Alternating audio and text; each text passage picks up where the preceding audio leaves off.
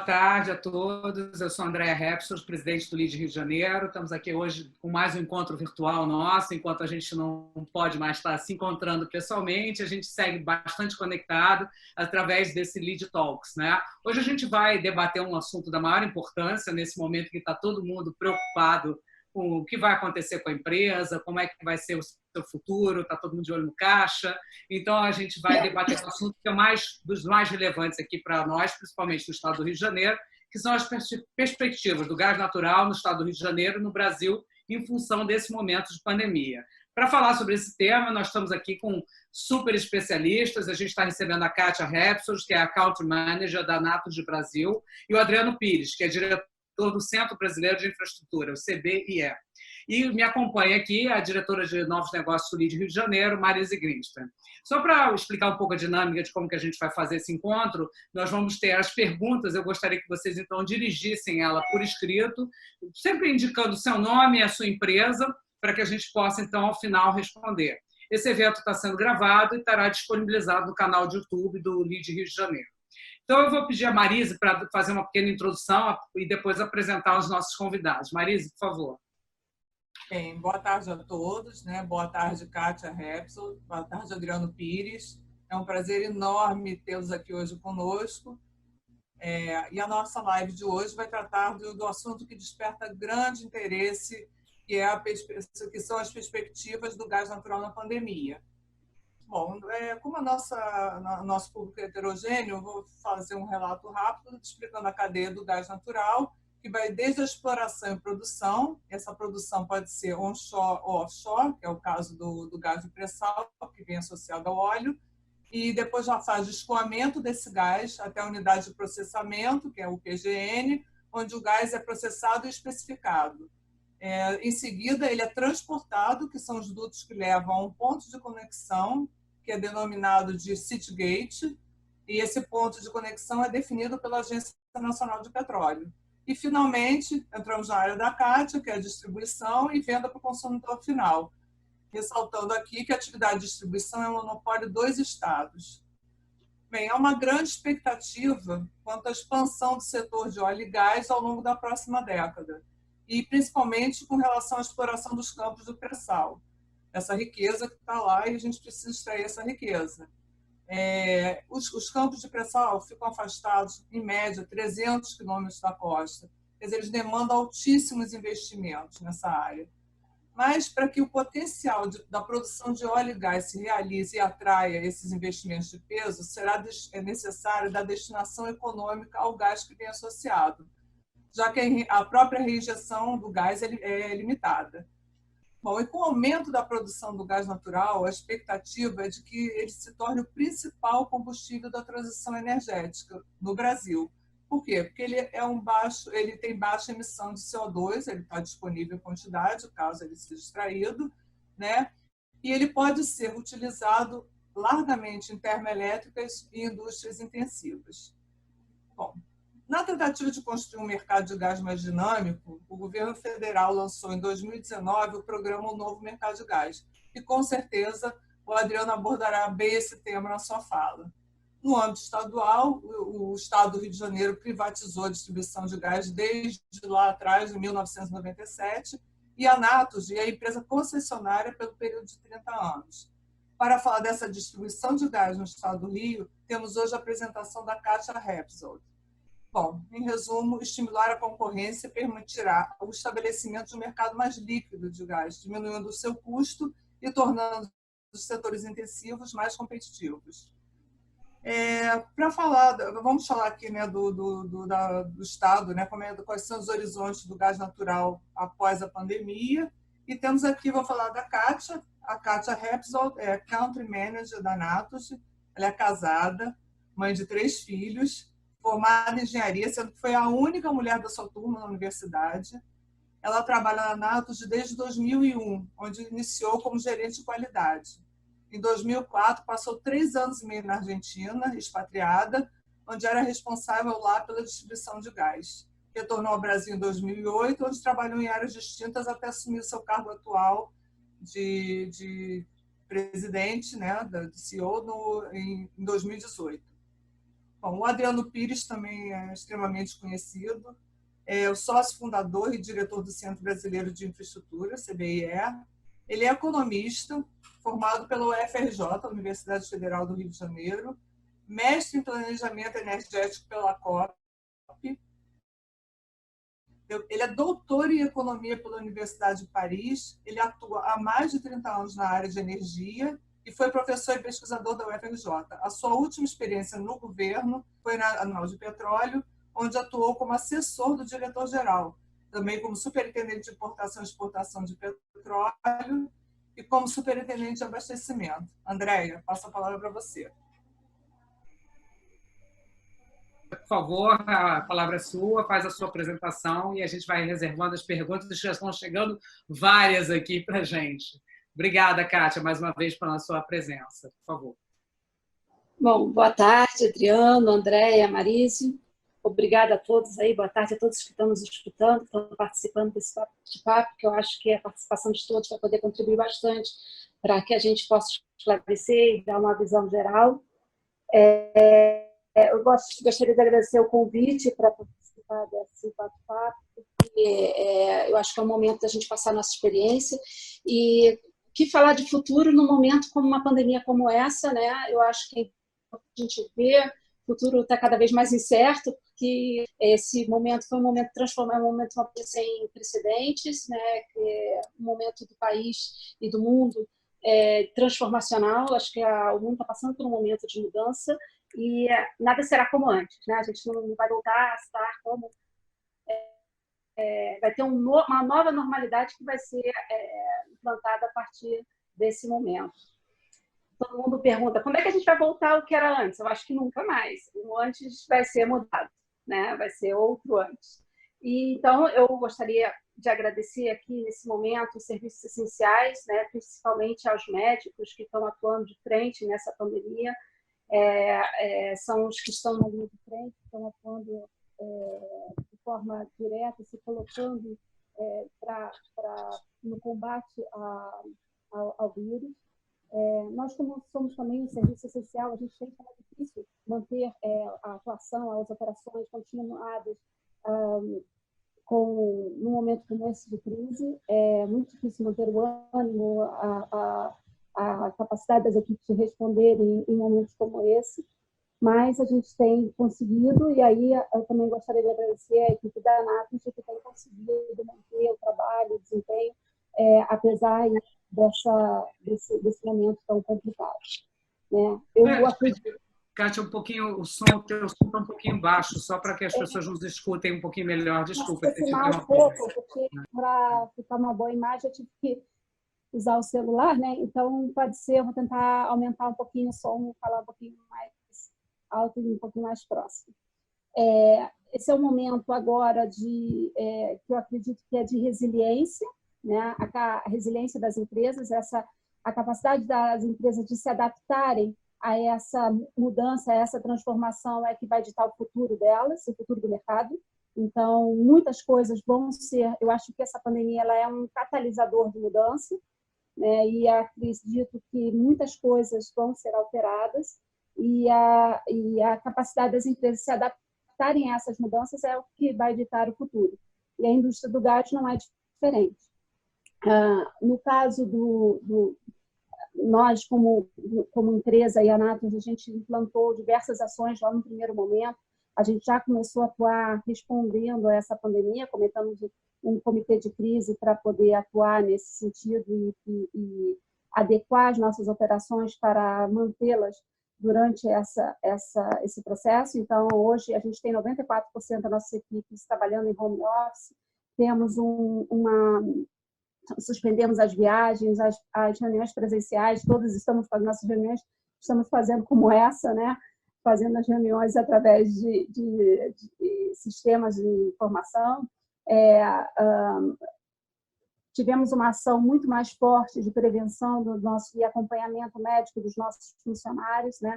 Inclusive da saúde mental, porque não é fácil viver no isolamento, né? As pessoas tendem a se sentir sozinhas, ter todo esse problema sendo só delas, né? Então a gente tem que dizer, não, está todo mundo junto, todo mundo na mesma esteja aqui, a gente está junto, né? Nós, como empresa, temos que manter esse sentido de apoio, que às vezes quando a gente está na empresa a gente consegue perceber mais as pessoas estando afastadas, a gente tem uma dificuldade e a gente tem feito esse trabalho para aproximar. Também aos nossos clientes, a gente tem tendo que se adaptar, porque já que eles não podem estar usando os meios de contatos e de relacionamento conosco como era feito anteriormente, a gente teve que adaptar muito das nossas modos por sistemas de informática. Então, os canais digitais eles têm sido uma forte presença nos nossos clientes para estar mantendo esse relacionamento, né? Também tivemos que nos adequar a todo o processo de leituras que a gente fazia, que tem ou atividades operacionais fazendo no campo, até supervisão, a gente hoje consegue fazer isso remotamente de algumas atividades, controle de operações a gente também consegue fazer remotamente, e a gente tem que agradecer muito a tecnologia que foi desenvolvida e que está sendo potencializada a partir dessa realidade que foi possível por causa do desenvolvimento tecnológico, né? Hoje a gente tem dessas vastas ações que a gente tem promovido, a gente tem conseguido manter a atividade operando de forma adequada, né? Garantindo que todos os nossos clientes, hospitais, indústrias, residências, continuem tendo o seu fornecimento continuado nas suas casas, as pessoas podem ficar tranquilas que não terá a falta da energia, do gás para seu uso, né? Um dos itens que, claro, como bem explicado pela Marisa, nós fazemos parte de uma cadeia, né? A distribuição é o elo final da cadeia, que tem contato com o cliente, o usuário final, que o gás não existe simplesmente por existir, né? Ele não é extraído só porque ele vem do petróleo, mas é para ser utilizado pelo cliente, pelo consumidor final. Então, nós somos aqueles da cadeia que entrega o produto para o cliente. Então, hoje, nós temos uma redução grande desse consumo, nós temos hoje uma redução de 35% do mercado que a gente chama de convencional, que é o mercado de GNV, comércio, residencial e industrial.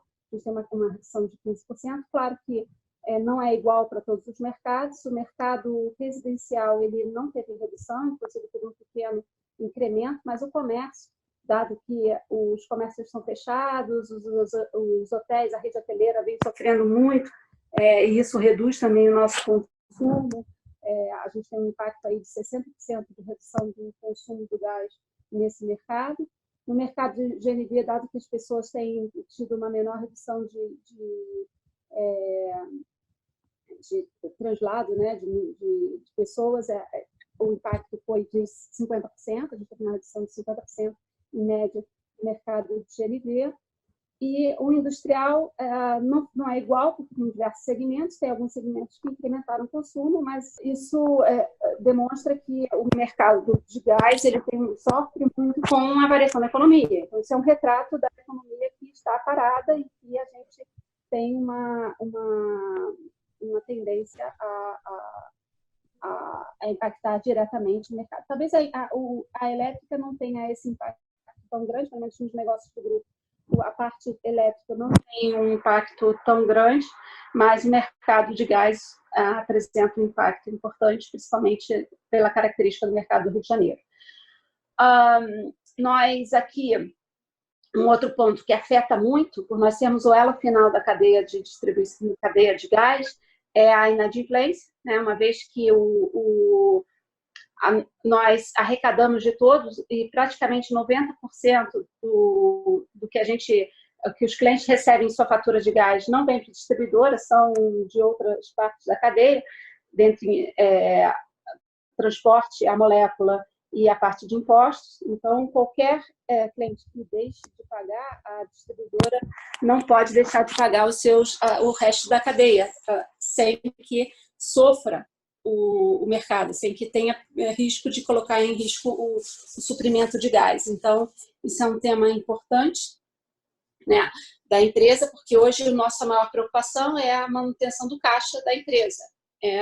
A liquidez da companhia é uma dos esforços maiores nesse momento, no impacto do Covid, que a gente tem que manter a empresa com um caixa saudável e com isso a gente tem pedido, né, que os clientes que, apesar da gente ter algumas medidas de restrição de portes e para o residencial e para o mercado comercial, as pequenas comércios, a gente pede que os clientes que possam pagar, paguem para que a gente possa garantir o fornecimento desse mercado.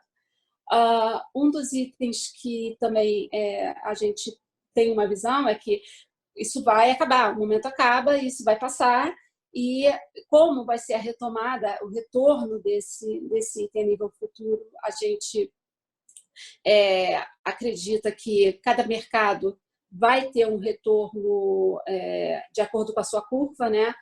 A rede hoteleira talvez seja um pouco mais atrasada do que alguns mercados do comércio, né, que vai sendo liberalizado. Talvez as pessoas decidam viajar com menos, mais tarde do que a rede de restaurantes, quando as pessoas voltem aos escritórios e a pandemia comece a ser liberada, o retorno ao trabalho das pessoas. O mercado de GNV também, a gente acredita que seja um mercado que tenha um retorno mais rápido, mas ninguém sabe. Tudo isso são considerações que a gente entende que o mercado vai voltar e a gente tem que se preparar para esse retorno. Mas o retorno do gás natural ele só vai vir mesmo com o retorno da economia, porque ele foi impactado quando a economia voltar a ser fortalecida, né? Porque ele foi impactado por essa paralisia da econômica. Então, a gente acredita que vai voltar. Um tema que vai influenciar de forma positiva esse retorno é o preço do gás, que aí eu acho que o Adriano vai poder ajudar a gente a explicar bastante essa questão do preço do gás, que hoje, como o preço está associado ao petróleo, né, ao Brent, a gente teve essa redução do custo do petróleo, a gente possivelmente terá uma tendência futuro, esse ano, a ter uma redução do preço do gás sequenciada. Já vamos ter agora, a partir de maio, uma primeira redução, né, que acho que já foram divulgados nos meios, de 10%, que isso impacta na fatura, dependendo de cada mercado, de forma diferente, mas o preço do gás a gente já tem uma redução de 10%, e isso vai ser incrementado nos próximos, acredito que possa ter uma redução ainda maior, uma vez que o gás ele é um pass-through na nossa tarifa, ou seja, o preço que a gente paga, a gente repassa, não tem nenhuma margem nesse mercado. Então, a distribuidora ela é simplesmente uma repassadora dos preço de gás que ela compra dos seus fornecedores. Outro tema também que a gente acredita que nesse mercado a gente vai voltar com um modelo de digitalização maior, né? Ou seja, os clientes eles vão estar buscando mais canais digitais para não ter que sair. Então, a empresa vai ter que se reformular. Então, muitas coisas que nós tínhamos projetos de digitalização de processos vão ser antecipados, vão ser agilizados. Isso vai ser um momento de transformação. Nós, por exemplo, hoje já temos um incremento substancial, a gente já teve um 30% de incremento aí nos acessos, já um dobro de acessos dos canais digitais. Também tivemos um incremento aí de 10% do número de faturas pedidas que não venham mais por papel, que sejam faturas que recebam via online, né, que não tem que ser com os meios tradicionais. Então, a população já está solicitando uma mudança nesse sentido. Então, acredito que esse momento impôs à companhia um modelo de transformação. E quanto assim, ao novo mercado de gás e outros termos, a gente acredita que vão ser potencializados, né, nesse momento. mas também a preocupação de ter um fornecedor fiável, porque em momentos como esse você não pode ter ainda mais uma preocupação. Então, hoje, a situação atual ela permite que dá uma tranquilidade nos nossos clientes que não tenham falta de fornecimento, que o fornecimento é continuado e garantido pelos fornecedores atuais. Então, isso é uma tranquilidade que a gente pode ter. Então, isso eu queria falar no primeiro momento, aí estão abertas as perguntas que venham. Obrigada, Kátia. Acho que foi ótimo. Eu queria agora que o Adriano fizesse as colocações dele. A gente já está com uma quantidade bacana aqui de perguntas para a gente abrir no debate, então, no final. Adriano, por favor. Para não demorar muito, né? Porque eu acho que o bacana desses lives também são as perguntas, né? Então, esse bate-papo é sempre bastante interessante. A primeira mensagem que eu queria agradecer vocês da Lead Rio, né? Primeira vez que eu participo de um evento de vocês, né? Mas a primeira mensagem que eu colocaria é que eu sou otimista, né? Eu estou otimista em relação ao que a gente está passando. Por que eu estou otimista? Porque esses momentos de disrupção, né? E aí eu uso eles provocam o que um autor lá famoso de economia, eu tenho escrito sobre isso, que é o Schumpeter, um livro que ele escreveu em 1942, ele chama da destruição criativa, né? Então, nesses momentos, você tem essa destruição criativa, e é o momento das pessoas se reinventam, né? As pessoas começam a ter mais criatividade, né? E a criação e a destruição criativa, elas andam de mão dadas, né? E são fundamentais no regime capitalista, né? E obviamente que a gente, como a Kátia colocou, ninguém vai sair dessa crise com a mesma percepção de mundo, né? Apesar que também não vamos também achar, na minha opinião, que também vai ser uma mudança radical, né? E tem gente que acha que se voltar tudo ao normal já é uma coisa maravilhosa, né? Mas por quê? Porque a gente vai ter várias travessias aí, né? Na minha opinião, eu vou falar um pouquinho disso mais tarde. Mas é um momento, né, que as respostas que a gente tem, elas não são mais as respostas que a gente precisa, né? Porque as perguntas mudaram, né? Então você vai ter que ter resposta nova. E de preferência, resposta simples. Mas toda resposta simples é sempre a mais difícil, né? Mas no caso do que a gente está conversando aqui do gás, eu também sou otimista. Por que eu sou otimista? É que eu acho que a gente, quando passar essa crise, você vai continuar tendo aquela transição energética que você tinha antes da crise, né? E lá atrás, né, antes da pandemia, o gás natural já tinha um papel de destaque nessa transição energética. Todo mundo falava que seria o último ciclo de combustível fóssil do mundo, né? Lembra que o primeiro ciclo foi na Revolução Industrial Inglesa, que era o carvão. O segundo ciclo foi o petróleo, né? Principalmente pós-Segunda Guerra Mundial, né? Eu sempre falo que quem quiser contar a história do século XX é o petróleo, a melhor maneira de contar. E agora você teria o terceiro e último ciclo, que seria o gás natural, né? Que, como a Marisa colocou na introdução, ele é fóssil, mas ele é mais limpo, né? Até você ter aí, nos próximos anos, uma matriz 100% limpa, né? Então, na minha opinião, pós-coronavírus, você vai ter uma transição mais turbinada. Por que mais turbinada? Porque uma das consequências dessa crise que a gente está vivendo é que investimentos que melhorem a qualidade de vida das pessoas, eles vão ter prioridade, na minha opinião, né? Então, qual é o investimento mais prioritário nos próximos anos? É saneamento, né? Porque essa crise é uma crise de saúde pública, né? A gente não pode mais conviver com pessoas na comunidade do lado da casa da gente que não tem água na torneira e não tem higiene sanitária, né? E o gás, eu acho que é uma energia, quer dizer, que melhora a qualidade de vida das pessoas, né? Então, por isso que me parece que vai ter uma transição onde o gás vai crescer mais rápido a taxas maiores do que vinha crescendo lá antes da pandemia, né? Agora, evidentemente, para que isso aconteça, a gente também tem que tomar algumas providências, né? Então, agora, no curto prazo, eu estou falando assim, você vai ter 3 fases aí que a gente tem que entender. Estamos na fase 1 da pandemia, que é onde está todo mundo isolado dentro de casa, onde o número de contaminados cresce, onde o número de mortes também, infelizmente, está crescendo, né? E a gente, daqui a pouco, está entrando numa fase 2, né, que é a reabertura da economia, né? E a gente vamos torcer que essa reabertura seja com sucesso e não tenha repiques, né? Não aumente o número de pessoas falecidas, não aumente o número de contaminados. Agora, essa segunda fase ela vai demorar enquanto você não tiver uma vacina, né?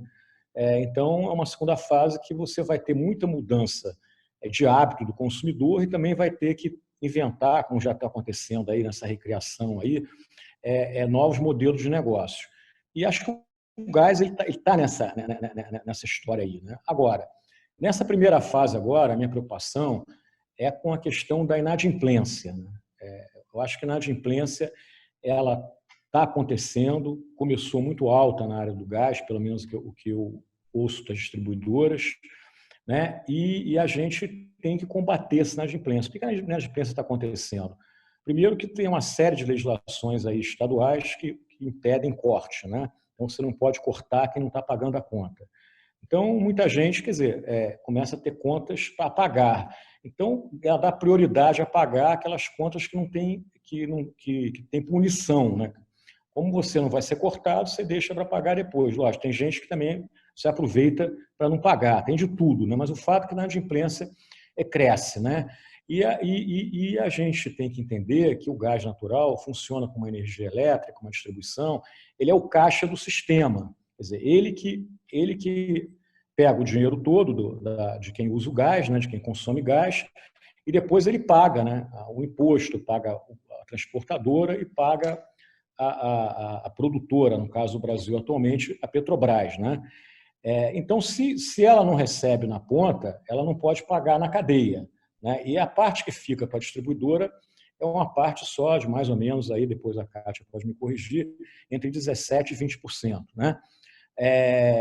Então, a gente tem que evitar que essa inadimplência não tenha uma restituição para as distribuidoras, porque, primeiro, elas vão deixar de pagar na cadeia. E, ao deixar de pagar a cadeia, você corre o risco de desestruturar essa cadeia. Desestruturando a cadeia, quando você voltar para uma economia sem pandemia, ou mesmo nessa segunda fase imediata, você vai ter mais dificuldade, né, no caso brasileiro, de você ter uma política de aceleramento nessa transição, de um crescimento maior do gás na matriz energética brasileira, né? Então, me parece que o governo aí, né, tem que ajudar a criar um mecanismo, a criar um fundo com dinheiro do BNDES, por exemplo, né, para enfrentar essa inadimplência. Evidentemente que eu acho que é uma inadimplência que sempre tem que ser um dinheiro emprestado, ele tem que ser devolvido para o banco, por exemplo, se for o BNDES, tem que ser devolvido para o BNDES, tem que ter uma taxa de juro embutida aí, e você vai devolver, talvez, como acontece no setor elétrico, através de um diferimento na tarifa aí por 60 meses ou algo parecido. Mas eu acho que isso é uma coisa de curto prazo prioritária, né? Que a gente está tratando assim, o cara está no CTI, nós temos que não deixar o cara morrer. Então, o primeiro passo é o seguinte, eu tenho que socorrer o que está afetando ele de mais imediato, né? Aí depois eu levo ele para o quarto, né? Aí vamos para a segunda fase. Na segunda fase, eu estou preocupado com a concorrência de preços relativos, né? A Petrobras hoje está processando cada vez menos petróleo na refinaria, né? Por que ela está processando? Porque a gente sabe que o consumo de petróleo desabou no mundo inteiro. Uma característica dessa crise que a gente está vivendo e que traz um certo ineditismo, né? É que você hoje está nadando em petróleo no mundo, você está com o preço caindo, como era esperado, mas o consumo está caindo tanto ou mais que o preço, né? Então, você hoje está com uma volatilidade de preço enorme no petróleo e abaixo de $30 e nas últimas semanas abaixo até de $20, né? A gente teve um fato aí, é inédito isso, porque normalmente em economia, quando você baixa o preço, você tem um crescimento de consumo, né? Isso não está acontecendo, você está tirando, está saindo do mercado todo dia, quer dizer, 25 a 30 milhões de barris dia de petróleo, né? Quer dizer, o consumo, se tem uma comparação, esse valor é maior do que o consumo americano, que é que é o país que mais consome petróleo, 20 milhões de barris por dia antes da crise, né? Você chegou até a um outro ineditismo, que semana passada, dia 20 de abril, o preço do petróleo WTI, que mostra a realidade do mercado americano, foi a zero, né? E contratos negativos de 38 dólares negativo, 40 dólares. Estou falando isso porque os concorrentes do gás eles vão ter que começar também a ter preços mais baratos, né? E o gás no Brasil ele tem um contrato que ele vai, como a Kátia colocou, ele vai reduzir agora 10%. Mas os derivados de petróleo reduziram muito mais, né, do que 10% de janeiro para cá. Então, você numa segunda fase de um início de retomada, você pode ter uma concorrência também complicada, né, porque as pessoas querem sair da crise e vão olhar mais para o produto mais barato e, num primeiro momento, a preocupação até ambiental não vai existir. Então, o cara vai trocar o gás pelo óleo combustível, por exemplo, se estiver mais barato, né? Acho que nessa segunda fase o GNV vai ter uma vantagem, acho que a própria Kátia colocou. Por que vai ter essa vantagem? GNV, gasolina, etanol? Porque nessa segunda travessia, as pessoas vão ter medo de andar de ônibus, de andar de metrô. Então, o pessoal quem pode, vai querer andar de carro, tá certo? Até você vai começar a pegar carona no seu vizinho para ir para o trabalho. Então, você vai ter um consumo, né, de GNV, de álcool, de gasolina, talvez um pouco até maior no início da reabertura da economia. Depois a coisa tende a diminuir, né? A entrar numa realidade mais de mercado, né? Então, nessa segunda fase, o que me preocupa realmente são esses preços relativos que podem tirar mercado do gás natural, né? O que não é bom. Numa terceira fase, quando você já tiver, talvez até, vamos torcer, cruzar os dedos aqui para que essa vacina chegue o mais rápido possível, né? Você hoje tem uma corrida para essa vacina, é aí que eu estou achando que a gente vai ter um crescimento maior do consumo de gás do que a gente tinha, uma taxa de crescimento maior, né? E aí você tem vários setores na economia, na minha opinião, que vão mostrar, que vão ter espaço para o gás crescer, né? A termoelétrica, né? O Brasil vai continuar precisando de usina térmica, acho que até usina térmica na base, porque você cada vez mais a matriz elétrica brasileira é muito povoada de energias intermitentes, né? Estou falando do vento, estou falando do sol, estou falando até de hidrelétricas a fio d'água, né?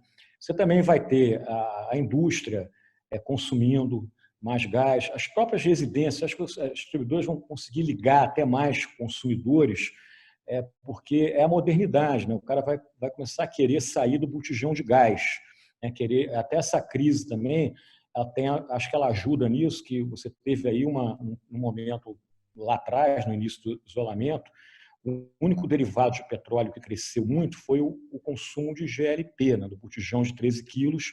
Por quê? Porque no isolamento as pessoas passaram a cozinhar mais em casa e também muita gente, né, correu atrás e fez estoques de botijão, as revendas e até residências, aí, comércio, porque ficaram com medo de faltar botijão, né, de faltar gás. Então, você teve um crescimento de 16%, a importação da Petrobras subiu bastante, né? Então, isso também é outro movimento, na minha opinião, que vai existir, né, uma ligação maior de residências, né? Agora, a gente tem que entender que tem que ter políticas para isso, né? Aí você falou aí o novo mercado do gás vai voltar? Eu acho que vai voltar, mas ele tem que voltar em outras bases, né?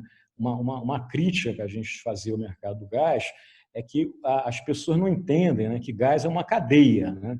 Aliás, acho que a Kátia colocou isso, né? Você tem lá o cara que produz o gás, o cara que importa o gás, você tem lá o cara que trata esse gás, se o gás foi importado de GNL, não precisa de tratamento, de PGN, mas no caso o gás produzido no Brasil, sim. Você tem depois o que transporta esse gás, né, e depois o que distribui esse gás. Se você não entender que todo mundo é importante na cadeia, né, cada um na sua etapa, você não vai ter crescimento sustentado de gás no Brasil, né? E a gente viu durante esse novo mercado de gás se imputar, né, críticas a determinados membros da cadeia, em particular as distribuidoras, que não adianta. Então, vamos ver se a gente consegue entender agora na crise que toda a cadeia é importante. Para que você tenha um crescimento no gás na matriz energética brasileira, a gente tem que entender a função de cada membro dessa cadeia, né? O produtor, o transportador, o distribuidor, e para que o beneficiado seja sempre quem? O consumidor. Quer dizer, o consumidor é que tem que ser a meta, né? Não pode deixar faltar gás, o gás tem que ser o mais barato possível. E aí, nessa questão de preço, a gente está vivendo também uma situação que pode ajudar, porque, como a Kátia falou, o Brent está caindo, né, de maneira drástica. Eu acho que vai depois voltar a subir, o petróleo funciona muito com ciclo, mas o preço do gás também, o GNL hoje está muito barato. Então, a importação de GNL, o mercado de GNL no Brasil, pode ser usado como um novo fornecedor de gás para os consumidores brasileiros, né?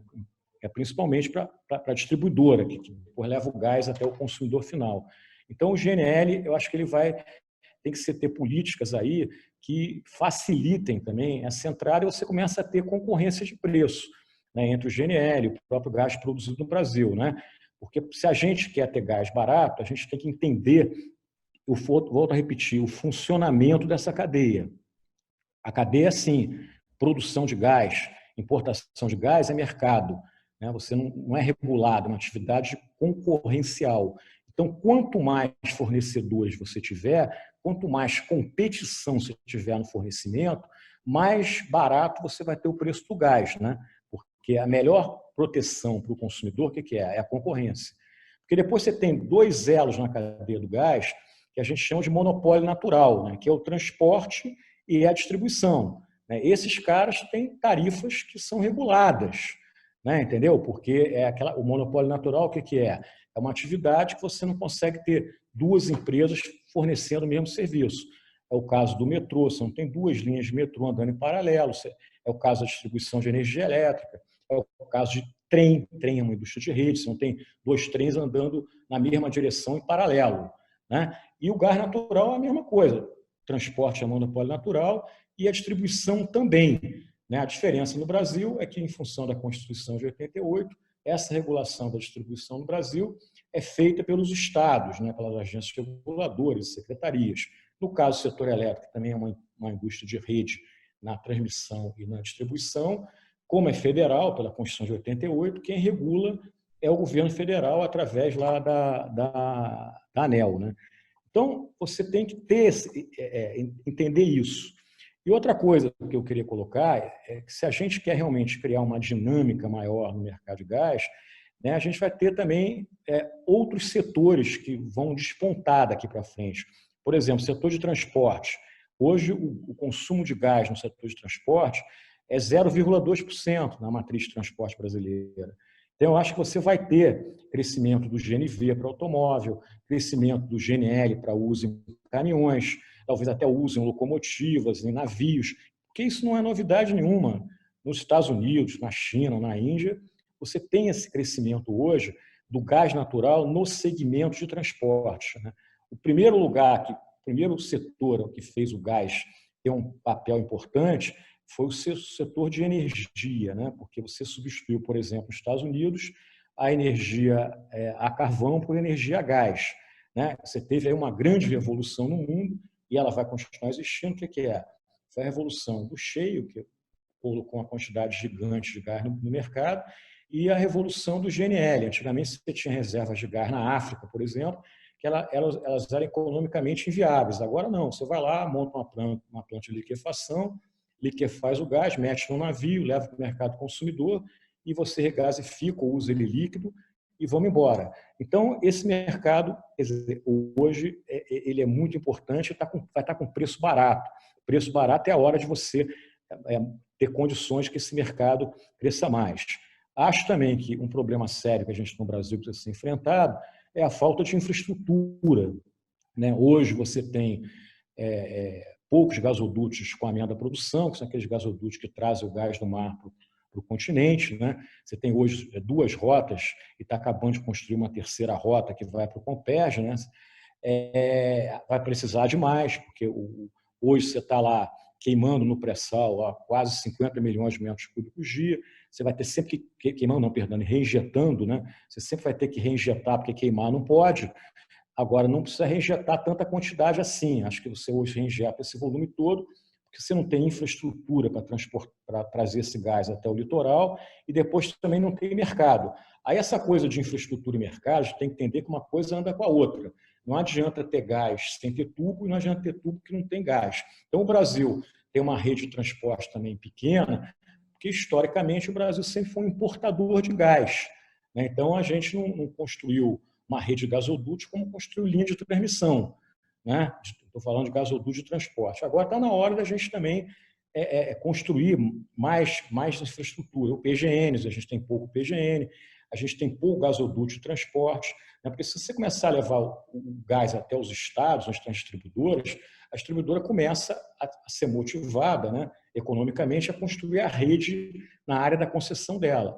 Então, um exemplo, eu acho que o governo deveria pensar nos leilões de energia elétrica, a fazer leilões locacionais em termos de localização das térmicas. Então, se você faz leilão locacional, dizendo vai ter que ter uma térmica em Belo Horizonte, vai ter que ter uma térmica em Brasília, vai ter que ter uma térmica em Goiânia, você começa a viabilizar, do ponto de vista econômico, a construção do gasoduto de transporte para levar esse gás até vamos dizer, até Goiânia. Então, isso é uma maneira de política pública para viabilizar. E aí não tem dinheiro de governo, tem estímulo econômico, e no mundo inteiro, quando você quer estimular a construção de gasodutos, uma das maneiras é essa, através de você ter critérios de fazer leilões locacionais para a construção da térmica. A gente tem que entender também que o gás do pré-sal não é concorrente do gás do GNL, são coisas diferentes. Eu acho que o gás do pré-sal é um gás que vai ser usado mais em térmicas na base, vai ser colocado nos gasodutos. O GNL é uma coisa mais flexível. Ele pode até também ser vendido para as distribuidoras e as distribuidoras fazerem a rede delas na área de concessão, depois que receberem o GNL e regasificando esse GNL. Agora, ele também pode ser transportado por caminhão, no caso, porque é líquido. Tudo que é líquido você pode transportar de caminhão. Então, não existe uma incompatibilidade entre gasoduto, transportar de gasoduto e transportar de caminhão. São coisas complementares. E eu estou falando em complementar por quê? Porque a gente tem que ter todo esse quadro na cabeça para a gente poder criar as condições necessárias e mínimas para que realmente você tenha um crescimento substantivo do gás na matriz brasileira. Senão a gente não vai. Se a gente não se entender dentro do setor, se o setor não entender a importância da cadeia de produção, da cadeia de transporte, da cadeia de distribuição e criar conflito, a gente não vai conseguir atingir a meta que todo mundo deseja, que é aumentar a participação do gás, que está crescendo no mundo inteiro e o Brasil está muito atrasado. Então, acho que é dia de pegar uma carona nessa crise, por isso que eu volto a dizer que é de otimismo, pega uma carona aí na pandemia e o gás é uma energia moderna, é uma energia limpa, e vamos criar as condições políticas públicas, leilões locacionais, por exemplo, vamos criar entendimento entre os vários segmentos da cadeia do gás, para aí sim, quer dizer, a gente conseguir finalmente no Brasil superar aquele número de 13% do gás na matriz energética brasileira, que há anos a gente vê esse número aí e não consegue sair do lugar. Obviamente, quem vai ganhar com tudo isso? Vai ganhar o país, porque aumentar a infraestrutura é geração de emprego. A infraestrutura é o setor que mais gera emprego em qualquer lugar do mundo. E vai também se beneficiar quem? O consumidor. Porque na medida que eu aumento o volume de gás vendido, distribuído, a tarifa cai. Quer dizer, quanto mais consumidor a Cátia tiver lá na SEG Rio, mais ela vai poder cobrar menos. Então, eu acho que é esse que tem que ser o entendimento. Entendeu? E os próprios estados, quer dizer, que hoje têm uma imposição importante, porque eles são os reguladores, têm que também entender essa lógica. Porque eu sempre falo, o Estado ele tem que perceber que a SEG ou a Comgás é uma concessão, por X anos. Quando acabar aquela concessão, aquele ativo volta para o Estado. Então, quanto mais investimento a distribuidora tiver feito, quanto mais cliente ela tiver, mais vale o ativo. E aí ele vai poder fazer uma licitação nova, né, recebendo muito mais por aquilo. Né? Aquele exemplo, você aluga um apartamento. Se o teu inquilino destrói o apartamento, quando ele sai de lá, o que vai acontecer? Você vai gastar o dinheiro do aluguel que ele pagou para reformar o apartamento. Aí o apartamento vai estar valendo menos dinheiro. Se você tem um inquilino bacana, que pinta as paredes, não deixa vazar cano nenhum, trata super bem o apartamento, na hora que ele sai de lá, acabar o contrato dele de locação, você não vai ter despesa nenhuma, ao contrário. Provavelmente você vai alugar ele por um preço maior do que o cara que estava lá dentro pagaria. Né? Então, é um pouco isso que eu queria dizer para vocês. Né? E volto a repetir, o gás natural tem uma perspectiva das melhores. Eu acho o contrário do petróleo. O petróleo é aquela energia mais velha, né, que vai continuar aí depois da crise a ser substituído pelas fontes renováveis, num primeiro momento, pelo gás natural. Então, o gás natural é modernidade e o que a gente vai precisar no pós-coronavírus é modernidade e investimentos, volto a repetir, que melhora a qualidade de vida das pessoas.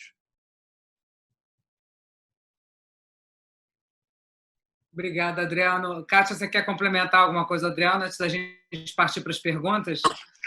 Adriano, brilhante, como sempre, né? Com uma visão bem alinhada, a gente está... essa questão, né? Eu acho que é importante entender que dentro da distribuição nós somos uma concessão, então todos os investimentos que a distribuidora ela faz, o importante é estar alinhado o investimento com a expansão, sendo investimentos rentáveis sempre, para poder não, porque isso é pró-modicidade tarifária, né? Porque o que a gente busca sempre é a redução tarifária, né? Não o incremento de tarifa. Mas para ter uma redução tarifária precisa de um crescimento da demanda. Infelizmente, nos últimos anos, o que a gente viu foi que a demanda do gás natural, principalmente na indústria, teve uma retração muito forte. Então, fazendo com que essa modicidade tarifária não fosse viável. Então, mas o que eu sempre coloco dentro da nossa equipe é que os investimentos têm que ser rentáveis. E qual é a rentabilidade do investimento? É a rentabilidade regulatória. Então, todo investimento ele deve ser feito dentro da rentabilidade regulatória. Então, tudo que estiver acima da rentabilidade regulatória quer dizer que é para redução de tarifa. Então, com isso, a gente consegue fazer a espiral do bem, né? Não a espiral da morte, como a gente diz. Você vai crescendo, fazendo investimentos que não gerem essa rentabilidade, é uma espiral da morte, porque você vai deixando o seu produto mais caro e vai dificultando a colocação desse no mercado. Por isso que o crescimento de uma distribuidora ela está relacionada com a competitividade do seu produto. Como a parcela da distribuidora, que aí varia de cada um, de distribuidora para distribuidora, no caso da SEG, da SEG Rio, já foram entre 7% e 8% do preço do gás no passado, agora está em torno de 12% pelo mix de mercado que a gente tem. Para o industrial é mais ou menos isso, Adriano, sim, o mercado industrial é mais ou menos 20%. Então, distribuidores que têm um mercado industrial muito forte nessa parcela, nosso está em torno de 12%, mas quer dizer, não interfere tanto a parcela da distribuidora. O que interfere muito é o preço da molécula e do transporte, que nem tanto também, mas o preço da molécula, que está em comparação à competitividade com o mundo. Então, eu acho que o que precisa é que o Brasil esteja alinhado com o preço de gás que está sendo disponibilizado no mundo, para que as indústrias sejam competitivas. Porque na distribuição, a gente faz o nosso papel de buscar essa competitividade e esse trabalho de fazer investimentos que tenham rentabilidade e, com isso, defesa da modicidade tarifária.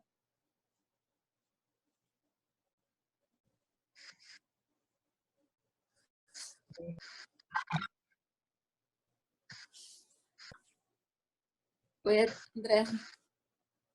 Oi.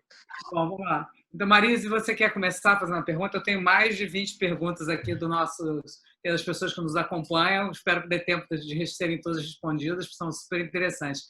Marise, começa aí, depois eu vou então partir aqui para as perguntas que nós recebemos. Marisa, seu som está Marise, cortado. o som do microfone. Melhorou agora? Tá. Olha, alô, oi, tá? Ok? A pergunta é para a Kátia, tá? Se existe uma negociação da Natos com o governo do Estado para antecipação do contrato de concessão, como acertado no regime de recuperação fiscal. O governo do Estado exatamente está dentro do regime de reajuste fiscal, né, de recuperação fiscal do Estado. Está previsto esse tema. A Natos já deu o seu posicionamento de que tem um interesse dessa renovação do contrato de concessão, né? Seja agora ou no momento. Também a gente não estaria com um contrato a muito longo prazo, 2024, a gente já teria que estar se posicionando em relação a isso, então a situação não é tão complicada, mas a situação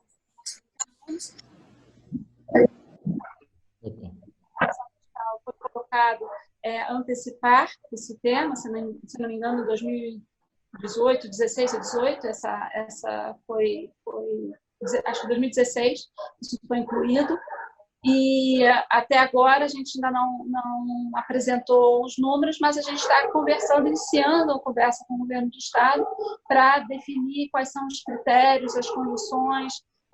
Eu entendo que isso, o valor da concessão depende muito dessas novas regras de mercado, né? Eu acho que tudo isso vai influenciar para que seja feito um plano de negócio para poder quantificar o valor de uma concessão, mas nós estamos começando a conversar, mas ainda está muito no estágio inicial esse processo. Tem uma pergunta aqui, posso fazer, Kátia, para o Adriano? Ou André? Claro, tem mais de 20 aqui, mas a gente vai chegar lá, né, Adriano? E Kátia, o pessoal está curioso. Você comentou que sobre o monopólio natural da Petrobras. E tem um acordo com o CAD, né, da Petrobras, para fazer um desinvestimento, e esse desinvestimento está avançando. Como o próprio presidente da Petrobras estava comentando. Como é que está esse andamento do desinvestimento? Parou com a pandemia, está tudo parado, eles estão continuando as negociações, eles estão saindo das áreas que eles são monopolistas? Eu acho que um pilar importante que você tinha no novo mercado gás, né, era exatamente esse acordo da Petrobras com o CAD, né, de vender, né, transporte, né, ela já vendeu aí 90% da TAG, vendeu 90% da NTS, o CAD já tem que vender os 10% sobrando, né, e também a parte dela na TPG, né. E também no acordo do CAD está colocado que ela vê também a participação dela nas empresas de distribuição, né? A Petrobras hoje participa aí, se não estou enganado, em 19 empresas de distribuição, né? Ou com o Estado, a própria SEG Rio aí, ou com a Mitsui japonesa.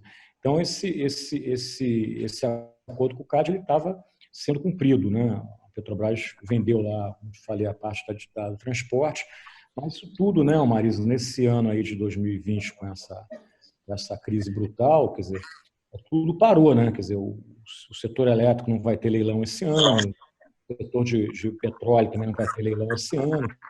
O próprio plano de desinvestimento da Petrobras fica comprometido, né?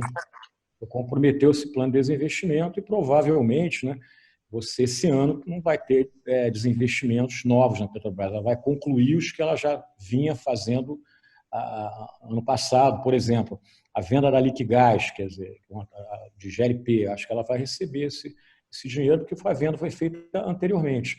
Então, isso, na minha opinião, isso fica para o ano que vem, né? Acho que esse ano a gente não vai ter essa continuidade do plano de desinvestimento. Mas, de qualquer maneira, isso é importante para você ter mais concorrência, né?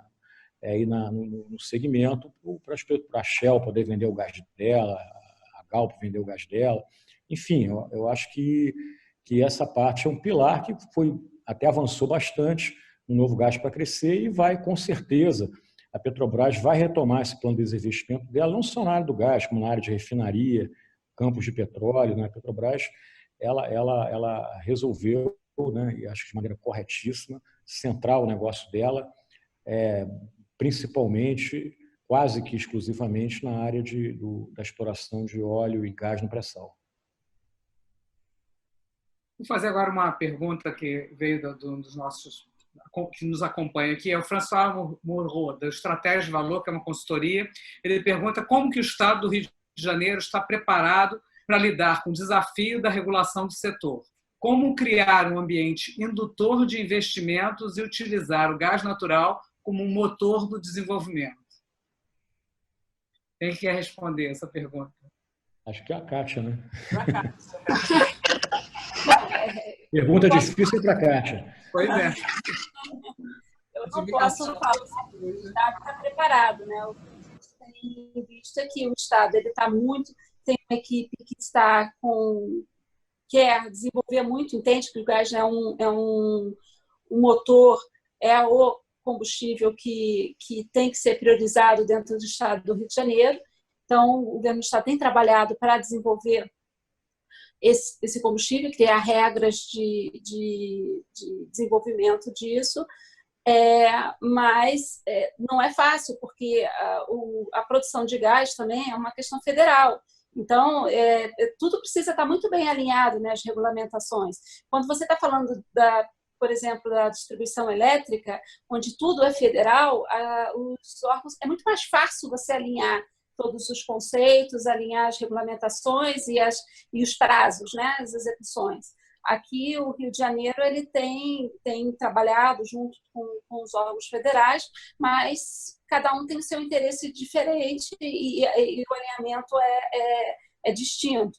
Então, a gente tem colocado isso, que para que a gente consiga ter regras que sejam execuíveis, de qualidade, é importante que a cadeia toda esteja alinhada, né? Que a regulação de toda a cadeia seja alinhada, que a gente entenda o que é monopólio, né, natural e o que é liberado, né?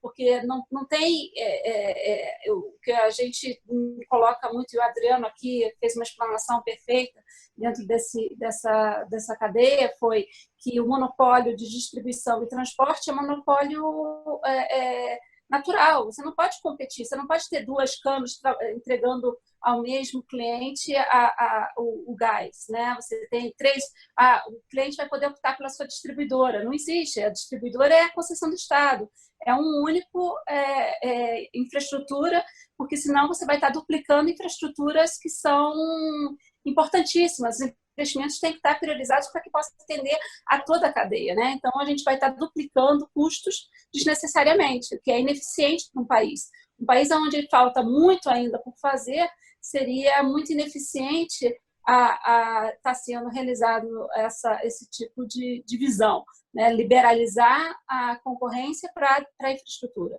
Então, a gente entende que a parte de comercialização, ou seja, o gás, que é a molécula, a gente entende que sim, que pode, a gente deve liberalizar e deveria ser até obrigatório a partir de um determinado volume, para que cada usuário pudesse pagar pela sua necessidade, né? A infraestrutura que ele necessitaria estar seria algo fixo, que ele pagaria de uma forma como nós pagamos o transporte, por capacidade que nós temos disponíveis para a gente, e a distribuição deveria se pagar assim, por capacidade disponibilizada. E a parte variável seria da molécula, que seria pago de acordo com a sua flexibilidade. Então, ou seja, quem tem um consumo mais estável teria uma possibilidade de pagar um gás mais barato do que aquele que varia o consumo. Então, que hoje todos acabam pagando de forma igualitária numa distribuidora. Então, por isso a gente acha que, para ser mais justo, a comercialização do gás deveria ser obrigatória, para que cada um pagasse pela sua flexibilização. Mas a parte de infraestrutura, não. Ela deveria ser de acordo com aquela capacidade que o investimento feito para ele, então específico. Então, seria um cargo fixo e um cargo variável por volume. Então, dentro dessa regulamentação, a gente entende que a regulamentação de transporte e distribuição são muito parecidas, que tem que ser reguladas e controladas e com regras muito claras para que o investidor possa fazer o investimento de uma forma tranquila, né, e atrair investidores para esse mercado. E a parte de comercialização seria livre, como é no mundo, né? Você poderia contratar o seu GNL a preços competitivos, preços de mercado que competem mundialmente como commodity. Então, a regulamentação, eu entendo que depende desse trabalho interligado de toda a cadeia. É importante esse foco. Mas eu entendo que o governo do Estado do Rio de Janeiro ele tem essa visão e tem começado a trabalhar muito fortemente com toda a cadeia. Eu já queria fazer uma observação. A gente tem que entender o seguinte: é óbvio, como a gente está conversando, a distribuição de gás e o transporte é monopólio natural. Mas isso não quer dizer que o gás natural não tenha concorrência. O gás natural tem concorrência, sim. Então, quando você vai aquecer água na sua casa, você pode optar por um boiler elétrico ou por um boiler a gás natural, né? O aquecimento de água. E tem setores na indústria que é a mesma coisa. Então, na realidade, o monopólio é da concessão. O monopólio é para distribuir gás encanado. Mas o próprio GLP, por exemplo, também concorre com o gás na residência. Então, o gás natural ele tem concorrência, sim. Mas isso é importante a gente colocar. Por isso que os preços relativos, que eu coloquei no meu discurso inicial, eles são muito importantes, né? E me preocupa, nessa fase de petróleo muito barato, você perder mercado, porque o óleo combustível, por exemplo, vai ficar muito barato. Segunda coisa, eu acho assim, que o gasoduto, ele também tem um papel de indutor, realmente, de crescimento econômico até regional. Porque quando você constrói um gasoduto, primeiro que a perda de energia é muito menor que numa linha de transmissão. Ah, mas é mais caro. É óbvio que é mais caro. Qualquer coisa que é enterrada é mais caro do que está na superfície. Se você enterrar também uma linha de transmissão, provavelmente vai ficar mais caro que o gasoduto. Mas a vantagem do gasoduto é que você secciona o gasoduto. Então, na hora que ele passa por uma determinada cidade, você pode seccionar ali e levar GNV nos carros, levar para a residência, para alguma fábrica que tenha lá naquela localidade, né? Então, isso ele leva assim. E às vezes a pessoa, mas aí o caminhão? Não, o caminhão também é importante. A gente, às vezes, não pode abrir mão de nada que signifique crescimento de mercado de gás. Tudo é complementar. Então, o caminhão, ele às vezes faz um papel muito importante porque ele leva gás para determinadas localidades onde não viabiliza a construção de gasoduto. Então, ele começa a desenvolver mercado. Quando ele desenvolve o mercado, muitas vezes você pode, depois do segundo momento, construir o gasoduto. Então, o importante, quer dizer, que a gente tem que entender, se a gente quer realmente o mercado brasileiro crescer, os dois desafios principais, quer dizer, é ter mais fornecedor, quer dizer, quanto mais fornecedor, então, o GNL pode fornecer gás para a distribuidora, a Petrobras, a Shell, quanto mais fornecedor, melhor. E também, agora, para a gente aumentar o fornecimento, é importante aumentar a infraestrutura, porque senão você não vai ter por onde passar o gás, né? Então, a infraestrutura de caminhão, né? O caminhão hoje com motor a GNL é uma coisa que a gente tem que produzir no Brasil, isso é muito importante. No mundo inteiro você tem caminhão a GNL, tem uma autonomia grande, 1.500 quilômetros. Então, tudo que significa aumentar o consumo de gás é bem-vindo. A gente tem sempre que apoiar qualquer medida que signifique crescimento no mercado. Porque o potencial, na minha opinião, do mercado de gás no Brasil é muito grande. A gente é um país continental. Se a gente olha outros países menores, vê o papel, a participação do gás na matriz, a gente fica com vergonha até do Brasil, né? Porque a gente tem uma participação tão ridícula, vamos dizer assim, né? Porque falta esse tipo de entendimento. Eu tenho colocado também, Andréia e Marisa, que o gás natural ele assim, é como se fosse o setor elétrico há 30 anos atrás. Então as pessoas também, tem que ter consumidor livre, tem que ter não sei o quê. Cara, calma. Todos vão chegar lá. Se você atropela, você acaba, às vezes, viabilizando uma chegada de forma mais estrutural. Muitas vezes, a pressa de você dar uma tarifa mais barata para o determinado consumidor, o que acontece? Ou você aumenta a tarifa dos outros para manter o equilíbrio econômico-financeiro da distribuidora, ou então a distribuidora vai começar a construir menos rede. Se constrói menos rede, é menos mercado, entendeu? Então a gente tem que entender que qualquer medida, qualquer ação que seja na direção de aumentar o consumo de gás, ela é bem-vinda. Então, a gente tem que, todo mundo que está nessa história, se unir, dar as mãos, porque aí a gente consegue desenvolver esse mercado e não adianta brigar entre si dentro do mercado, né? O mercado de gás tem que brigar com o concorrente dele, que é a energia elétrica, que é a gasolina, que é o óleo combustível, enfim. Mas lá dentro do mercado de gás, acho que precisa de ter esse entendimento. Marisa, você queria fazer uma outra pergunta antes de eu passar para a nossa plateia aqui? Tem algumas perguntas, tem a pergunta das pessoas que estão acompanhando.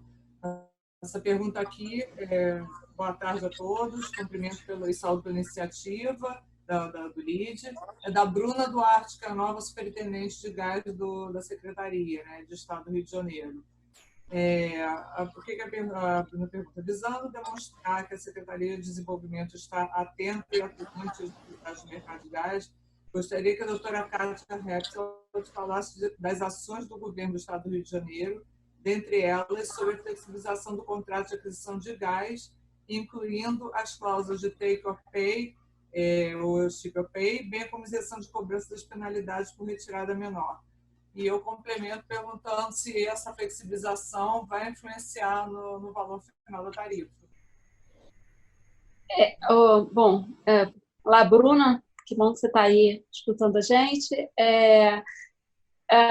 Realmente, o governo do Estado ele ajudou bastante a gente nesse sentido, ele fez reuniões com as concessionárias para ouvir as preocupações das concessionárias e atuar, e junto com os representantes até de consumidores e fornecedores também, né, Petrobras, tudo atuou no sentido de ajudar a gente a não, nesse momento onde a demanda de gás reduziu de forma considerável, né, como eu comentei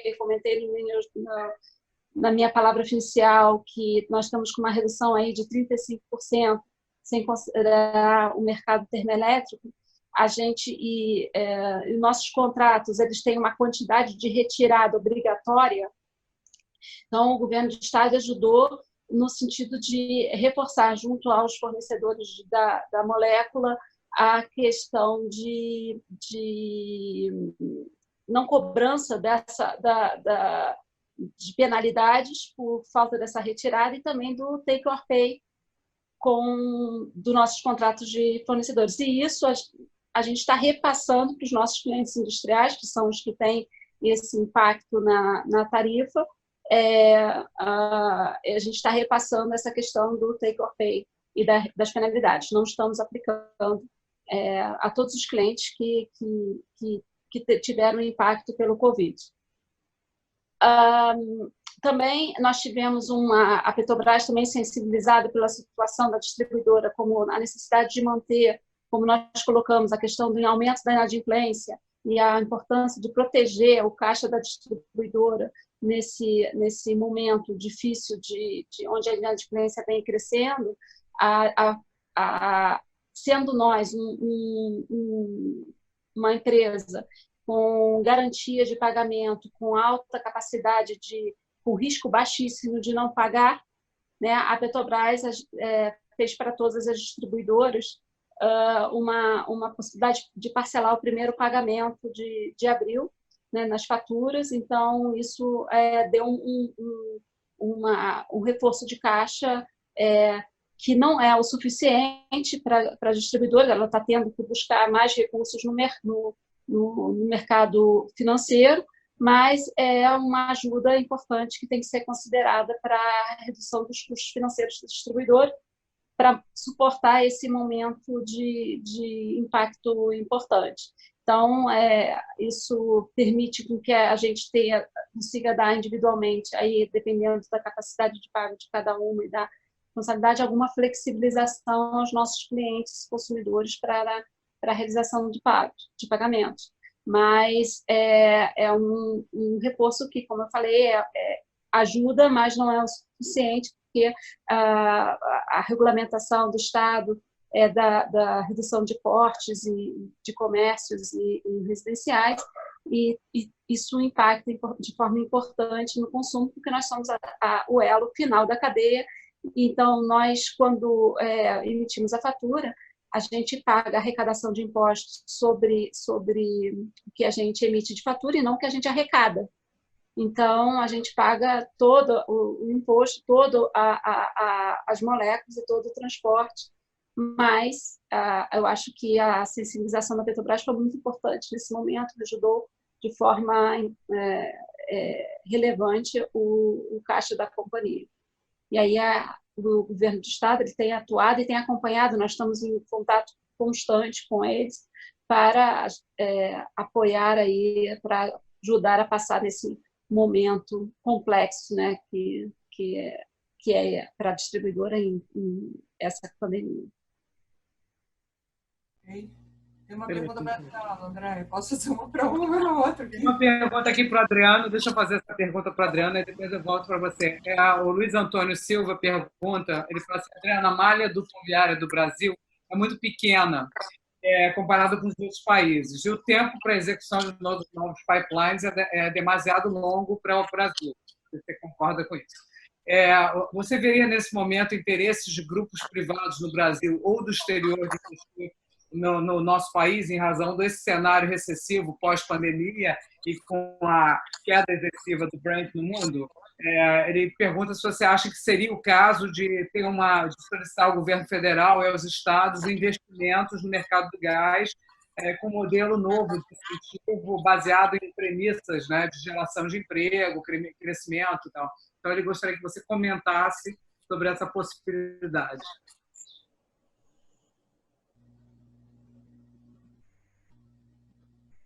O Adriano, seu som, por favor. Está com som agora? Ok. Estou falando que a construção realmente de malha dutoviária, né, é um investimento que não é de curto prazo, mas o interessante dele é que você começa a gerar emprego de maneira imediata, né? Eu acho que hoje vai ser mais difícil a gente atrair investimento estrangeiro, principalmente no momento, no day after da crise do coronavírus, porque essa crise ela dizimou as economias do mundo inteiro. Então, vai ter muito investimento para ser feito em outros países também de infraestrutura que vão concorrer com o Brasil. Investimentos americanos, franceses, italianos vão ter como prioridade agora os seus próprios países, né? Então, no Brasil, acho que a gente vai ter que ter uma participação aí de investimento público e de investimento privado nacional, né? Eu não quero dizer com isso que, não, investimento público é criar novas estatais, não é isso. Eu acho que é o contrário, você tem que ter um investimento para você tentar chegar a um ponto daquela infraestrutura e você fazer uma concessão e tocar para frente. Agora mesmo a gente viu essa semana o ministro Tarcísio colocando que tem uma linha de ferroviária importante que é a FIOL, né, que vai até a Bahia, né, e que tem pedaços dessa ferrovia que já estão construídos ou estão em grande parte pronto. Então ele vai poder licitar isso, né, para o privado. Agora, os pedaços que não tem nada pronto, ele vai ter que botar, até ele estava colocando, botar o próprio exército para tentar construir alguma coisa. Então, eu acho assim, que a gente tem, né, eu sempre tenho colocado, né, que a gente tem que deixar um pouco de ser o país da torcida, né? Ou a gente torce pelo gigantismo estatal, ou torce para o mercado estar todo neoliberal. Eu acho que essa crise do coronavírus, você vai ter que repensar um pouco esse papel do Estado, mas não é que a gente vai defender o Estado gastador, né, que tinha antes, um Estado que promoveu corrupção, não é nada disso.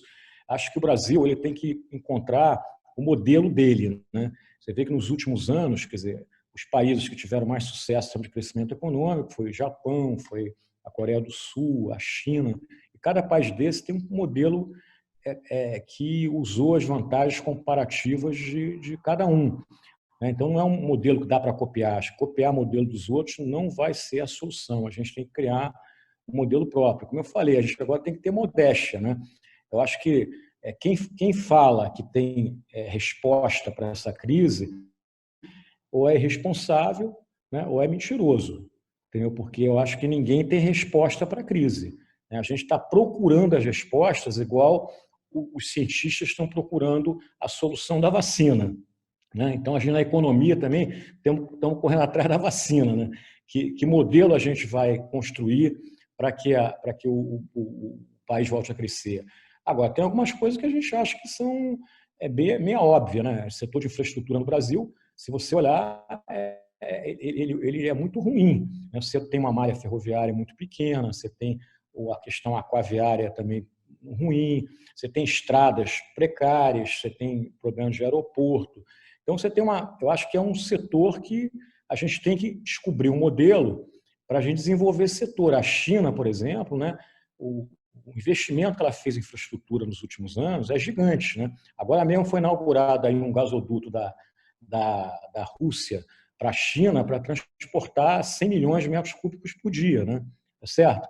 Então, a China, com esse investimento em infraestrutura, ela também reduziu o custo dela, ficou mais produtiva, que a gente tem que sempre procurar, como eu falei naquele conceito de distribuição criativa, a distribuição criativa ela vai atrás de investimentos mais eficientes e mais produtivos. E os investimentos mais eficientes e mais produtivos eles são os privados. Mas aí você tem que ter uma transição em determinados setores entre o privado e o público, né? Para poder colocar. Agora, o próprio Estados Unidos, eu acho que ele vai ter que voltar também a investir em infraestrutura. Os Estados Unidos têm uma infraestrutura muito grande, mas muito velha, né? Outro dia eu estava lendo um artigo de um americano que ele estava falando isso, quer dizer, que nessa nova mundo, nesse movimento que a globalização vai ser diferente, na globalização agora tem que olhar a eficiência, mais a sobrevivência, naquela história já que a máscara custa 1 centavo de dólar na China e nos Estados Unidos custa 5 centavos. Então, vamos fazer na China que é mais eficiente. Agora a gente está vendo que não é bem isso. Tem que olhar a eficiência com sobrevivência, né? E os Estados Unidos vai ter que investir para modernizar a infraestrutura dele, né? A gente aqui, todos nós aqui estão participando desse live aí da LID, a gente recebe às vezes pelo telefone aquelas obras de pontes na China, ferrovias, trens. A gente fala assim, cara, será que isso é verdade, cara? É tão gigantesco que a gente acha às vezes que é fake news, né? E pior que é verdade. Então, nos Estados Unidos, o que está acontecendo? Esse cara fala uma coisa até engraçada, assim, vocês conhecem alguma estrada chamada Jimmy Carter? Alguma ponte chamada Bill Clinton? Né? Alguma obra grande chamada Obama? Não tem. Mas por que não tem? Porque não foi feito, porra. Entendeu? Então, agora tem que fazer esse negócio também. Lá também vai ter que ter esse investimento, né? Então, esse é um negócio que a gente tem que fazer esse dever de casa, entendeu? Então, eu também acho, mas como é que faz? Eu também não sei, porra. Eu só sei que a gente tem que criar um modelo para o Brasil e um modelo baseado em geração de renda e emprego. A gente não pode ficar com o número de desempregados que a gente tem. A economia brasileira já não cresce, porra, praticamente nada desde 2014, 2013, né? E a gente já experimentou políticas econômicas diferentes. Então, acho que esse é o desafio, né? Agora, eu estou igual o cientista lá dos grandes laboratórios no mundo inteiro, né? Eu estou procurando a vacina também, entendeu? Mas não encontrei ainda, né? Então, a gente tem que ter essa modéstia de não querer dar resposta. Não, porque está errado fazer esse negócio. O certo é isso aqui. Eu acho que quem está falando isso está fora de sintonia, entendeu? Porque, volto a dizer, ou o cara é maluco, ou o cara é irresponsável, ou é mentiroso, entendeu? Então, não existe... Hoje a gente está num momento de muita dúvida e pouca certeza. Marisa, você queria completar com uma pergunta que você me falou que está com você? Tem algumas perguntas aqui ainda. Vamos ver o tempo, né, que a gente tem. Uma pergunta que eu queria ouvir a opinião do Adriano seria a respeito daquele... Até nós já conversamos um pouco sobre isso, Adriano, que desperta grande interesse, especialmente para o Rio de Janeiro, sobre o decreto do governador Witzel, né, que concede tratamento tributário especial às termoelétricas a gás até 2032, né, com isenção de alíquota do ICMS do OPEX e do CAPEX também. Né? E... Está ouvindo, Adriano? Estou ouvindo. E aí, como o Rio de Janeiro está no regime de recuperação fiscal, tem a questão de que o regime prevê uma redução anual dos incentivos de até 10%, mas assim, o desenvolvimento do Estado do Rio de Janeiro precisa dessa redução de alíquota para implementar as termoelétricas a gás aqui e desenvolver a indústria toda, né? Então, eu queria saber de você qual é a sua opinião, qual a solução para essa questão para o Estado do Rio? Olha, eu acho que esse é um tema bastante polêmico, né? Porque isso foi feito antes da crise aí do coronavírus, né? Então, é polêmico por quê? Porque o Rio de Janeiro ele tem, e agora piorou mais ainda, a situação fiscal, né? Piorou a do Rio, piorou do Brasil, piorou do mundo, né? Tanto que o Estado está colocando muito dinheiro na economia, né? Não é o Brasil, é a Alemanha, é os Estados Unidos, é o Reino Unido, é a Itália, enfim, todo mundo está botando dinheiro na economia para evitar que o desastre, né, que as consequências sejam maiores para todo mundo, né, para o nível de emprego, para não quebrar tanta empresa. Então, você dar um benefício fiscal é uma coisa que acho que não está, talvez, naquela época não estava no momento, porque, na minha opinião, você tinha um compromisso lá com o governo federal. E talvez é polêmico, porque muita gente fala, mas não era um subsídio. Então, eu acho que foi mal conduzido pelo governo estadual esse pedido aí de ter um diferimento de ICMS. Por outro lado, também as pessoas argumentam, mas tem outros estados que dão, se o Rio de Janeiro não dá, ele perde um investimento que seria colocado aqui. Isso realmente não é bom, porque acho que até um assunto para ser discutido aí, uma possível reforma tributária na frente, né? Porque você começa a usar a questão do ICMS, fazer a tal da guerra fiscal, né? E a guerra fiscal, eu acho que ela traz mais prejuízo, né, para o país do que benefício, né? Então, acho que é um tema assim, né, Marisa? É um tema bastante polêmico, né, que eu acho que agora, dada essa situação, a gente vai ter que começar a discutir isso lá na frente, né? Porque hoje tem muita gente no guichê, né, esperando dinheiro, né? A fila é grande, né? Então, eu acho que o que cabe hoje aos governos estaduais, ao governo federal, é priorizar para quem vai dar esse dinheiro, né? Eu acho que não dá para dar dinheiro para todo mundo, né? A vida é assim, eu queria salvar todo mundo, mas às vezes não dá para salvar todo mundo. Então, você tem que salvar aquele que vai poder ter mais perspectiva de vida pela frente, né? Então, a questão das empresas e dos setores é assim. Por isso eu digo, o setor de gás natural é um setor que merece estar na frente do guichê de receber dinheiro, porque é uma fonte de energia que precisa crescer no Brasil, como cresceu no mundo inteiro, porque é a transição. Então, a gente não vai ter transição energética. Então, tem outras fontes, como o petróleo, que não precisa estar no guichê, entendeu? Porque já é coisa mais velha, né? Eu acho que é por aí, né? Agora, esse processo todo, na minha opinião, deu esse resultado polêmico, né? Que colocou aí do diferimento de ICMS para as térmicas no Rio, porque, na minha opinião, ele foi muito mal conduzido pelo governo do Estado. Então, só complementando, que, inclusive, por exemplo, a questão do gás, você tem o diferimento do preço da energia, né? E o gás acaba virando preço nessa cadeia. Os leilões antigos, então, é um problema sério, né? Para as termoelétricas a gás antigas, é bem sério esse problema, essa questão. Andréia? Tem uma pergunta aqui que eu acho que, assim, o novo normal, né? Evidentemente, a gente vai ter que, as empresas vão ter que partir para uma digitalização cada vez mais, né? Eu acho que já está sendo feito esse processo. O Emiliano Ruggeri pergunta se a Naturgy está com intenção de utilizar novas tecnologias para medição inteligente no futuro, como, por exemplo, pré-pago, perfil de consumo, gestão de pressuposto, corte, religa, remoto, coisas assim. Então, se já está sendo feito um investimento e um estudo nessa direção, né? Então, como é que esse momento teria acelerado esse processo? Kátia. Eu estava no mundo, né? Eu acho que esse momento ele como eu coloquei, um catalisador para o desenvolvimento tecnológico. Eu acho que muitas tecnologias vão ser desenvolvidas.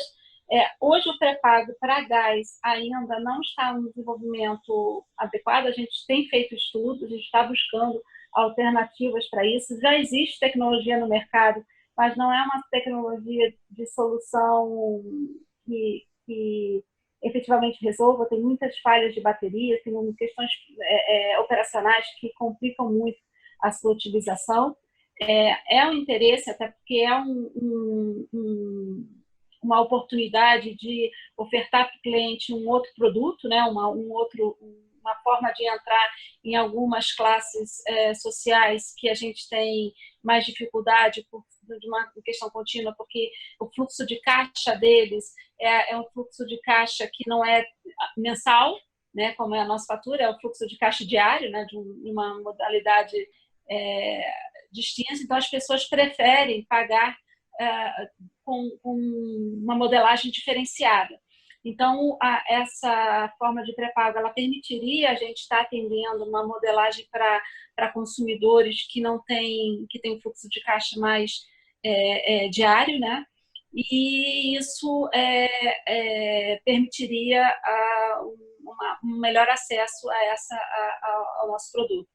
Mas, infelizmente, ainda não tem essa tecnologia totalmente desenvolvida. A empresa ela vem desenvolvendo bastante, principalmente no segmento de consumos, que é muito importante a gente conhecer, e principalmente num momento como esse, conhecer como está sendo o desempenho de cada mercado, até para que a gente possa atuar de forma mais rápida e contundente. Então, a empresa que já vinha investido nesse segmento vai ampliar o investimento, né? Os projetos estão saindo de prioridade, né? Subindo na prioridade da companhia. Então, isso acredito que estavam já planejados, mas eles vão ser agilizados por necessidade. Isso passa a ter uma nova solicitação por parte dos nossos consumidores, do nosso mercado, dos nossos acionistas também, que ter informação mais ao dia e mais rápida. Então, acredito que na parte de medição vai ter um desenvolvimento nesse sentido, talvez não do pré-pago, mas de acompanhamento do consumo, de ações mais rápidas para o nosso mercado. Mas, e também tudo que se refere à digitalização da companhia e à automatização dos processos, né? Então, isso está dentro daquilo que o Adriano comentou, que é a distribuição criativa da economia, né? Que algumas questões elas passam a ficar evidentes que precisam ser mudadas. Então, a gente passa a ter que mudar e a fomentar essa mudança, porque são os pontos frágeis de uma cadeia num momento como esse, são os pontos frágeis da empresa e que, como administradora, a gente tem que fortalecer. Então, nesse momento, a gente está revendo todos os nossos processos. Alguns projetos que estavam para o ano que vem já estão sendo implantados esse ano, né, de relacionamento com o cliente, de automação. Por exemplo, no caso de leitura, que nós temos que ir ler todos os clientes, né? Não tem essa leitura remota. Então, o cliente poder facilitar a sua leitura é uma oportunidade. Então, a gente está desenvolvendo um projeto para que o cliente possa colocar a sua leitura, porque hoje o contrato de concessão permite que a gente estime a leitura, mas o ideal é que o cliente possa tirar uma foto do seu medidor e enviar para a gente para que a gente possa considerá-lo, né? Então, tudo isso a gente está desenvolvendo e devemos estar implementando rapidamente para que a gente possa estar melhorando o serviço da companhia que está sendo prestado para os consumidores. Marisa? Tem uma pergunta aqui da Kátia. Nossa, Marisa, já está rindo. Deve ser complexa. Estou perguntando aqui sobre a quinta revisão tarifária, né? A revisão quinquenal, desculpa. Que tinha uma previsão, acho que era 2018, né, se eu não me engano. E como é que está? Tinha uma consultoria da UF contratada. E como é que está? Vocês avançaram junto com a Genersa? Vocês têm alguma notícia da revisão quinquenal? Esse é um tema tranquilo, até que, assim, A revisão quinquenal ela tem seguido o seu processo, né? É claro que agora a agência reguladora ainda não publicou o novo cronograma que vai ser seguido para ser adequado. Eu acredito que isso, com o Covid, claro, impacta tudo, né? Impacta todo esse processo de segmento. As prioridades agora são de atendimento das questões primárias do Estado, né? Que hoje o Estado, eu entendo que, independente dessas operações, está focado muito mais na manutenção de um Estado operante, da saúde. A priorização ele é nesse sentido, de manter o Estado, que eu entendo que está sendo muito bem feito, que é a condição de análise. Todos os esforços do Estado estão nessa análise do Covid. Até a gente tem atuado junto com a agência reguladora também para expor todas as ações que a distribuidora vem fazendo para atender essa continuidade do serviço, mas que entendo que após passar esse momento que precisa de um colegiado para tomar decisões, a agência reguladora publique e tome as decisões da revisão tarifária da distribuidora, né?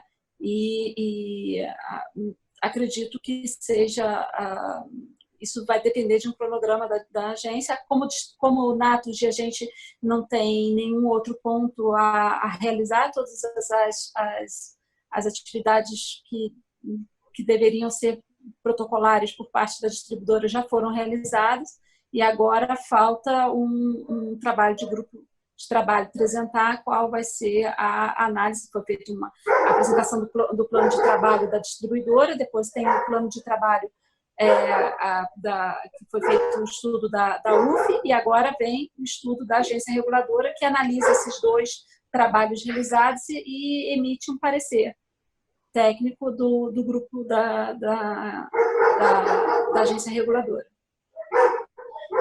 Eu acho que está no nosso horário. Eu queria agradecer a vocês. Você teria algumas considerações finais, Adriano? Quer fazer um comentário final antes do nosso encerramento? Final, né, que eu tenho feito em algumas outras lives, né, André, que é a música do Santos, né? Tudo passa, tudo sempre passará, né?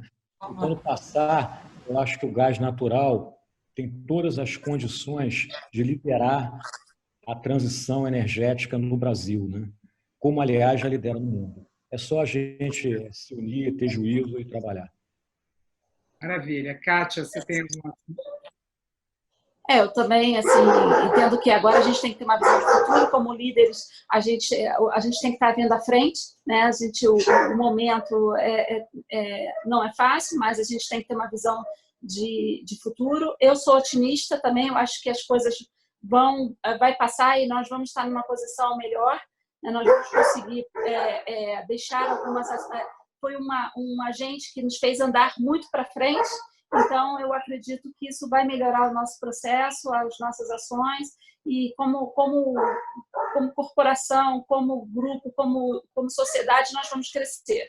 Então, eu acredito que vai melhorar para todos, e ponho, assim, dou uma mensagem de que todos estejam aí otimistas para o futuro que virá.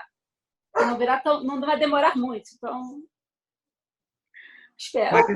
Quer fazer algum comentário final antes de a gente encerrar? Bom, nós estamos encerrando com otimismo, que é muito bom, né? Eu acho que a gente precisa ter exatamente esse otimismo nesse momento, e o novo normal aí. Eu quero muito estar com vocês presencialmente, né? A gente fazer um novo encontro para debater. Espero que muito em breve, né? Marisa, você quer falar alguma coisa antes da gente fechar o nosso encontro de hoje? Eu queria encerrar agradecendo aos dois, tanto a Kátia quanto o Adriano. Considero os dois meus amigos pessoais. Eu confio na opinião de vocês, e assim como, né, todo o Brasil confia. E eu acho assim que eu saí realmente muito animada com a conversa de hoje. Entendeu? Eu já tinha conversado com o Adriano e com a Kátia sobre preocupações, etc. Mas eu acho assim que realmente, como o Adriano falou, tudo passa, tudo passará, né? E eu acho que o gás tem tudo para bombar aí e para ser o combustível da transição energética, como em outros países, né? E agradecer aos dois. Então, mais uma vez, muito obrigado, Kátia Repsol e Adriano Pires, por terem participado. Foi uma aula, eu acho que assim aprendi muito de gás, acho que todos os nossos que nos acompanham aqui gostaram muito. A gente teve uma série de perguntas, mas que elas também foram respondidas ao longo das apresentações, né? Então, eu queria lembrar que vai estar gravado no canal de YouTube do LEAD Rio de Janeiro, então vocês vão poder rever essas colocações. E eu espero, então, mais uma vez, revê-los em breve e muito em breve, que a gente possa se encontrar presencialmente para até contar um pouco o que foi o que será o nosso novo normal, né? Eu espero que ele seja muito em breve, tá bom, gente? Muito obrigada, boa noite a todos. Em nome do LEAD Rio de Janeiro, agradecemos aos nossos media partners, que é o Influent Business e a Impress, que faz a nossa assessoria, e esperamos que vocês estejam com a gente na próxima terça-feira, no nosso próximo encontro. Muito obrigada, boa noite a todos.